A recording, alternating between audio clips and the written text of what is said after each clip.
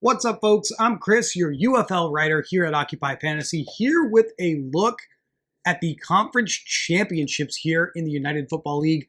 We have the DC Defenders and the St. Louis Battlehawks facing off for the 2025 XFL title.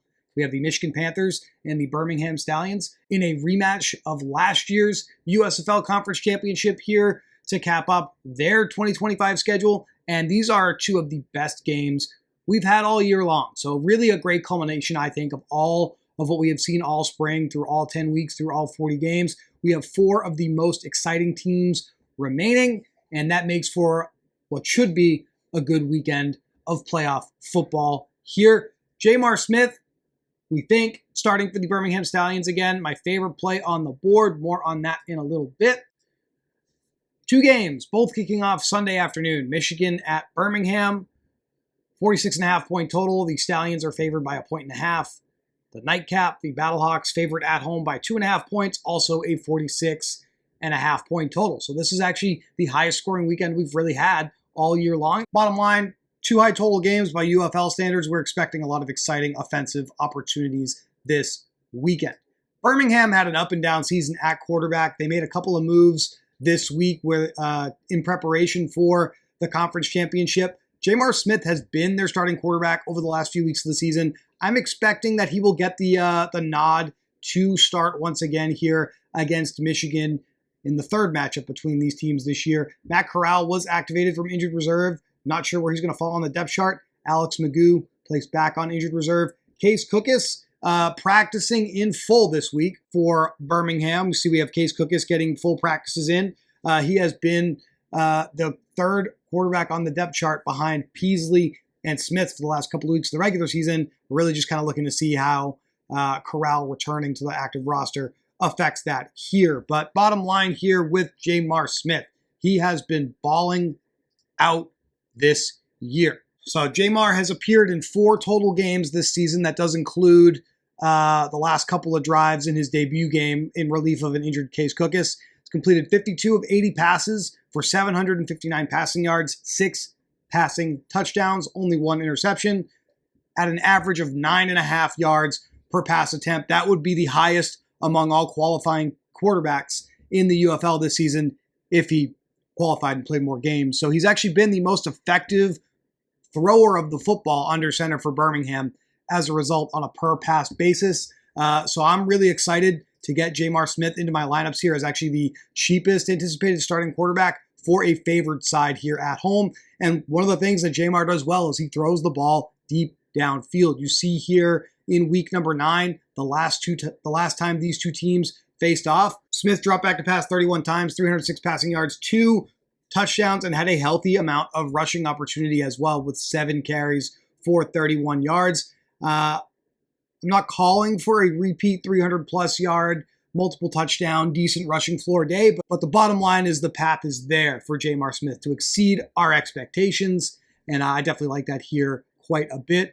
Michigan without Bryce Perkins in that game, so I think we kind of are unsure how they're going to approach this week with Bryce Perkins back under center, because if we go back to week 2, Bryce Perkins was still splitting reps somewhat with Danny Etling. Perkins threw all but 4 passes in this week 2 game. Michigan really struggled here. We're only able to put up 12 points against Birmingham in the second game of the season at home for Michigan. Perkins, 23 passes, did have just 3 rush attempts in that game. Just was not a very good performance for the Panthers. The Stallions defense was able to stifle Bryce Perkins under center there. So putting the whole thing together here, I think, a little bit of box score hunting. I understand that's flawed sometimes. It just seems like the real Spring Kings here, sorry to Luis Perez, the Birmingham Stallions, are set to repeat again in the USFL bracket here. They have dominated Michigan over the last couple of seasons here, and it seems like that's a result of their defense ultimately being able to contain Bryce Perkins. And I don't know if Bryce Perkins is going to be able to get things done here against this defense. Should make for an exciting game, because on the Michigan side, Bryce Perkins has been the most exciting quarterback, leading the league in fantasy points per game when he is under center. So if he does return this week, which is the expectation, massive lift to Michigan's offense. It should make for an exciting semifinal matchup here on the USFL side of things. The big thing to watch this week, the DC Defenders wide receiver room on the injury report.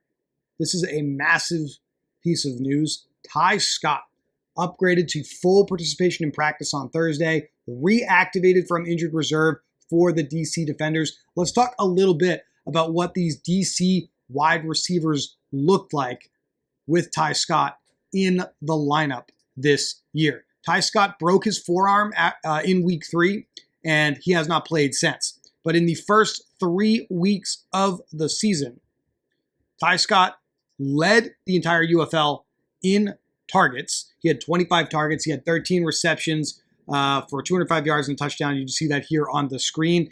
In the context of DC's offense, Ty Scott had the most targets. Obviously, if he had him in the league, he also had him on the team. He had the most air yards with an average depth of target of 12.9 yards. And he led the DC pass catchers in weighted opportunity. He ran the majority of his routes from outside the numbers. Ty Scott basically runs about 90% of his routes from outside the numbers and 10% from slot positions. So he should be lining up outside the numbers if he does return here this week. The other receiver that lined up the most in the first 3 weeks of the season outside the numbers, he absolutely crushed the second half of the UFL regular season. Cornell Powell for DC. He was an underperforming wide receiver in that sample with Ty Scott as well. 22 targets, just 5 receptions for 44 yards. So those are your outside wide receivers that we are expecting for DC here in the playoff game. Chris Roland should be the slot receiver here. I don't think we're going to see a massive change for his usage and for his opportunities here with Scott potentially returning. He had 18 targets in that sample where Scott played, just 8 receptions, 129 yards, and a touchdown. And obviously a shallower depth of target running routes out of slot positions for Jordan Ta'amu and the DC Defenders. DC's entire championship thesis is on how this offense is able to perform. Specifically with Ty Scott in the lineup, Ta'amu had an 11.2 yard average depth of target. That means this is not new if you've been watching our videos all UFL season long. He has the furthest average depth of target of any quarterback in the league. This is an offense that is hunting for big plays. They're looking for explosive plays. And if they get their most explosive weapon back this week, Ty Scott, that I think really flips the field here. I know we have St. Louis favored by 2.5 points, but me personally, I'm interested in the DC side if this offense is back to full strength, even on the road here in the Battle Dome against the Battle Hawks. So there you go. Got a pick this week, DC with the points. And honestly, DC Moneyline I think is what I am on as well. Full disclosure there. Okay. How does this impact the DFS slate? When you look at the pricing for the DC wide receivers, they are priced as if Ty Scott does not exist this week. And in many ways, he doesn't. He's not an option on this DFS slate. I don't expect DraftKings to add him to the player pool. But what we can do when we account for his existence in DC's offense in the real game that's going to be taking place on the field here is understand that now DC wide receivers are extremely mispriced. Braylon Sanders did not really play any meaningful role whatsoever until Ty Scott was removed from the equation via injury. This opportunity he had in week 3 against St. Louis didn't really start playing in that game until after Ty Scott was unavailable. And then he exploded on the scene weeks 4 through 6 as one of the better wide receivers for the DC Defenders before he started battling a couple of injury issues of his own. So I would expect Sanders to go back to a secondary wide receiver role in this offense. Javon Antonio, same deal, secondary backup outside wide receiver. Jaden Mickens has been the backup slot receiver to Chris Roland all year long. With Scott returning, I think Roland's overpriced at $8,800. I feel comfortable projecting Ty Scott for the biggest target share, biggest opportunities in this offense if he's going to be playing on Sunday afternoon. And I do think that is a problem for Roland's production.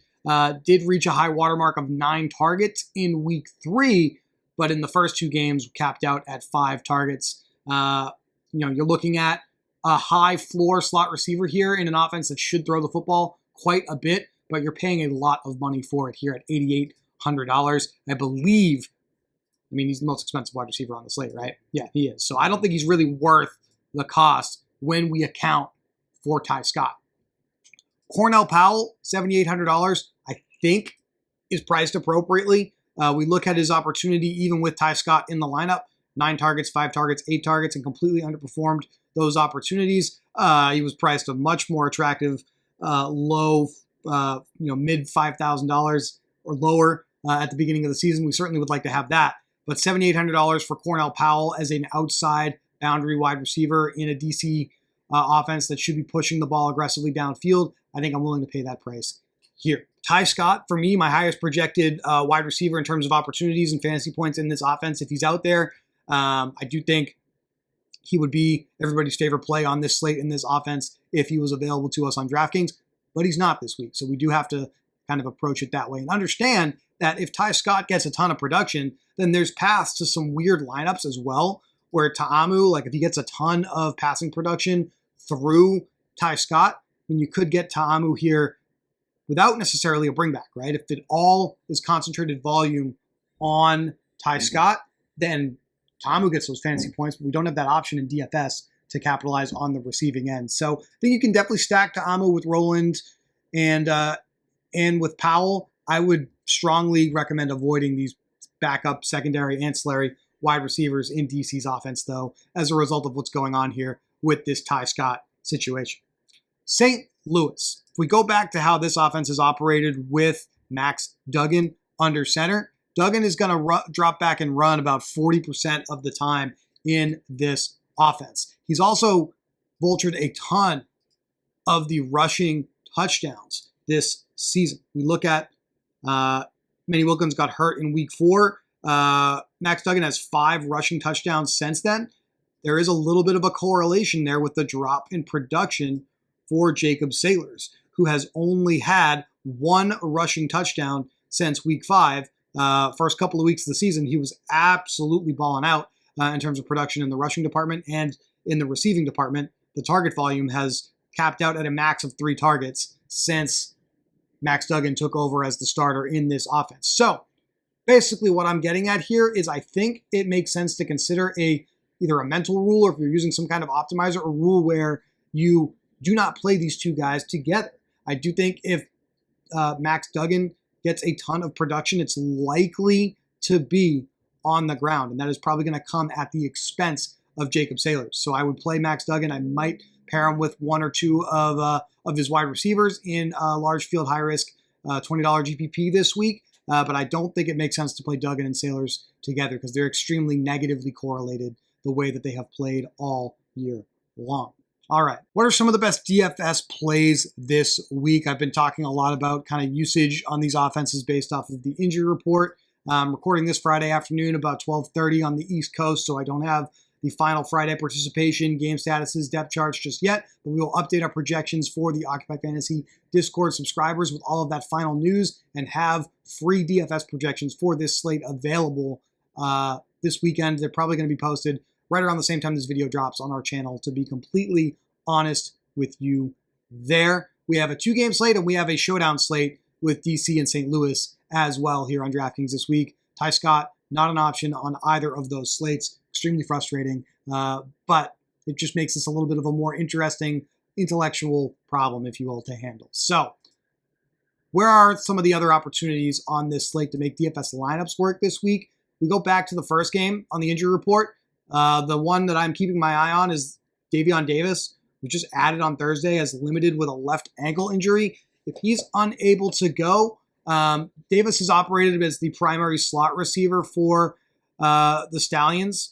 His direct backup is going to be Amari Rodgers, who is already playing a decent amount, to be completely frank about the way Birmingham uses their wide receivers. These guys all kind of run like 40 to 60% of routes in this offense. Amari Rodgers is averaging about 50% of routes run over the last few weeks of the season for Birmingham here, and Davion Davis is kind of right there as well. So they're basically already kind of splitting work in the slot. But if Davis is out, then that might mean Amari Rodgers plays a whole hell of a lot more here in the playoff game. And at $4,200, I think that's an extremely interesting high upside play. Similarly, Jay Sternberger, priced at just $4,800, has had by far the most playing time at the tight end position, has looked a little better with Jamar Smith under center since week 7 here. Hasn't really had eye-popping box score results, but I do think there's a possibility that they maybe use him a little bit more in the passing game if Davion Davis is unavailable. The obvious dub play is Deon Cain, an all UFL wide receiver here. Definitely the target leader week in and week out for them, and has the capability of hitting that ceiling, which he did in both week 8 and week 9 fairly recently. You're just paying up for it at $8,400. Jalen Camp, another outside wide receiver for Birmingham, has seen 3+ targets the last 4 games, just $3,400. I think for me, because Jamar Smith is my favorite quarterback play, I am kind of most interested in playing it safe with Deon Cain and then maybe playing one of these secondary wide receivers that are all extremely affordable that I just talked about here. That's one of my favorite ways to play this slate here, like a Cain and maybe an Amari Rodgers if we get that news, potential news that Davion Davis is unable to go here. Michigan side, I'm expecting the usual suspects at pass catcher. Malik Turner has led this team in weighted opportunity all year long. Sayosi Mariner led the UFL in receiving yards, sees further targets down the field than Turner. A little bit more of a boomer bust play than Turner. Turner a little bit of a safer floor play at wide receiver. Running back, complete mess for Michigan in terms of DFS. Similar to Ty Scott being back for DC potentially, not an option in DFS. Matt Colburn played last week in week 10. He's back on the active roster, not available to play here for Michigan. The first 2 or 3 weeks of the season, Nate McCrary here was actually the number 1 running back on the depth chart. Colburn was the number 2 running back. And Toa Taua here wasn't even on the team. So he was with them in preparation for the season, but he was cut from the active roster in favor of McCrary and Colburn. Colburn gets hurt. Taua gets re-signed. Taua takes over as the more dominant player, more effective player. Now it's kind of a mess, right? We go back to the beginning of the season with Mike Nolan and this offense. They didn't think Taua was good enough to play over those 2 guys when they started the year. Now we're going into a playoff game. Taua potentially back after a week off. He's not on the injury report. It's just not clear how they're going to divide up the work here in this backfield. Taua, $8,500, $500 less than Jacob Saylors. McCrary, $7,000. Might be the more interesting tournament play here if they go back to some of the usage they had at the beginning of the season. But the biggest variable is how does Colburn affect this backfield? How does Bryce Perkins affect this backfield with his own rushing production with him under center in this offense? You see the sheer volume of rushing attempts that he has week in and week out when he plays. That's going to affect the Michigan Panthers running backs as well. So I think the Michigan Panthers running backs overall avoid for me, and definitely in low-risk contests, probably in high-risk contests as well, because there's just far too many variables to predict at this point there. By far, the safest play at running back is going to be Jacob Saylors. We know the volume is going to be there. We're just going to worry about the dug-in vultures. With Birmingham, Marable and Person have been splitting pretty much all year long. Marable has not been effective really all year. Person is listed as limited in the on the injury report for Birmingham through the first 2 practice days of the week. I'd expect in a win-or-go-home game that he makes it onto the active roster here, and therefore we're kind of flipping a coin between Person and Marable, and that would make this kind of hard to recommend playing one of these 2 guys. If Person is out, I would play Marable here at $6,800, but I'm not expecting that to happen, to be clear. St. Louis. Ja'Cour Pearson has come on strong, leading this team in weighted opportunities in the passing game to close out the season. This is a low pass volume offense. The 9 targets in week 9, love to see it for Ja'Cour Pearson. Max Duggan, they kind of played it safe. He didn't really pull the ball down and run as much because after week 8, they were locked into this home playoff game. Brandon Silvers played a lot in that game. Brandon Silvers played a lot in week 10. Do we go back to what this offense looked like before that? And then we look at Pearson's numbers, 2, 3 targets with some flashes of getting up to 6. That's kind of where we're at. At $6,300, I'm willing to take the risk here, though, because he leads this team in weighted opportunity, and he is technically the only underperforming wide receiver available to us on this slate. If you're like me and you think DC is going to put a lot of pressure on St. Louis here, maybe even potentially outperforms St. Louis here, is winning this game down the stretch, and St. Louis suddenly has to turn into a more pass-heavy offense because they're chasing points. Again, this is more of a high-risk approach because St. Louis is the favored side here. That's great news for Pearson, It's also great news for Hakeem Butler, who is by far the most explosive player in this offense, an outside wide receiver who has shown access to a huge ceiling over the last few years of spring football. So St. Louis receivers, and potentially paired with Max Duggan, I think it might be a really interesting, low-owned way to play this slate, because I just don't think most people are going to be thinking about attacking this slate that way. I'm going to do two things I don't normally do. Number one, I'm going to tell you who I think is going to win this week. I think it's the Stallions, and I think it's the DC Defenders. I give out picks every single week in our Discord, and I'm going to do it right here in the video. Those are the two sides I like the most here.